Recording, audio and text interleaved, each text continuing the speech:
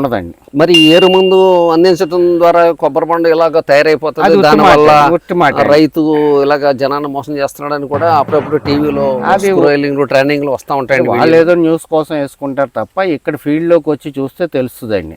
వేరు మందు ఇవ్వడం వల్ల అంతంత లాభం అయిపోతే ఇంకందరూ కొబ్బరి తోటలు వేసి అంతంత లాభం. అదే కొబ్బరి పండాలకి వేరు ద్వారా మందు అందించేస్తున్నారు, పుచ్చకాయలకి ఇంజక్షన్ చేసేస్తున్నారు. ఇలాంటివన్నీ కూడా కొన్ని ఈ రైతు మీద అయితే కొంచెం వ్యతిరేక ప్రభావం కలిగించి ఈ వార్తలు అప్పుడప్పుడు వస్తున్నాయండి. జనం భయపడడం వలన ప్రమాదం లేదు. అది 40 రోజుల తర్వాత బొండం తీస్తారు. మేము మైక్రో న్యూట్రియంట్స్ వేరుకి కడతాం, ఎందుకంటే త్వరగా తీసుకుంటది. అదేనండి, అంటే మనకి నర్వ్ ఇంజక్షన్ చేసిన మామూలుగా టాబ్లెట్ కి చేస్తారు ఇంజక్షన్, మీరు నరానికి ఎక్కిస్తున్నారు. అదేనండి సేమ్. కొన్ని మందులు మన మానవ ఆరోగ్యానికి అనారోగ్యానికి గురైనప్పుడు కొన్ని మందులు అయితే డాక్టర్ మనకి కణ ద్వారా ఇస్తారు, అంటే మామూలు జల్లతో లేకపోతే టాబ్లెట్ల ద్వారా ఇస్తారు. కొన్ని మందులు అయితే నరానికి అందిస్తారు, అది వేరుకు డైరెక్ట్ గా త్వరగా తీసుకోవడానికి. అవును, త్వరగా రికవరీ అవ్వడానికి. ఓకే అండి.